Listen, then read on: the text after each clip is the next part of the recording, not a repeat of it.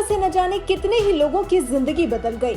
बहुत से लोगों ने इस दौरान बहुत से ऐसे दिन देख लिए जो उन्होंने कभी देखने की कल्पना भी नहीं की होगी। हमने या आपने भी शायद कभी कल्पना नहीं की होगी कि हम इस तरह से किसी वायरस की वजह से अपने घरों में कैद हो जाएंगे, लेकिन शुक्र है कि हम अपने घरों में कैद हैं। एक शख्स ऐसा भी है जो लॉकडाउन की वजह से पिछले 55 दिन से दिल्ली के एयरपोर्ट पर कैद था। हालांकि अब तो उसे उसके गंतव्य स्थान तक पहुंचा दिया गया है, लेकिन उससे पहले इस शख्स के दिल्ली के इंदिरा गांधी एयरपोर्ट पर बिताए 55 दिन एक फिल्म की याद दिला देते हैं। दरअसल ये शख्स है जर्मन नागरिक एगर ज़ेबक, जो वियतनाम से दिल्ली पहुंचे थे और फिर उन्हें इस्तांबुल की फ्लाइट लेनी थी।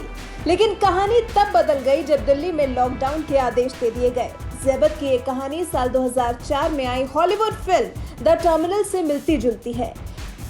इस फिल्म में विक्टर नवरोस्की का किरदार निभाने वाले एक्टर टॉम हैंक्स अमेरिका के जॉन कैनेडी एयरपोर्ट पर फंस जाते हैं, क्योंकि उन्हें अमेरिका में एंट्री नहीं मिलती। फिर उसके बाद उन्हें वहां से वापस भी नहीं जाने दिया जाता, क्योंकि वो सैन्य तख्तापलट का हिस्सा थे।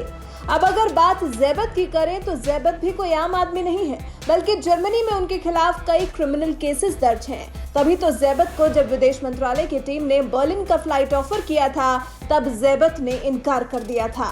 इसकी वजह उनके खिलाफ दर्ज क्रिमिनल केस ही थे। भारतीय अथॉरिटीज को इस बात की जानकारी होने के बाद ज़ेबक को ट्रांजिट एरिया में टाइट सिक्योरिटी में रखा गया। उन्हें यहाँ खाना, कपड़े और मच्छरदानी भी दी गई। उसके बाद जब भारत से विदेश के लिए फ्लाइट शुरू हुई तो अभी सोमवार मंगलवार की दरमियानी रात को उन्हें KLM फ्लाइट से एम्स्टर्डम के लिए रवाना कर दिया गया। इससे पहले ज़ेबक की कोरोना की जांच भी की गई थी, जिसमें उनकी रिपोर्ट नेगेटिव आई थी।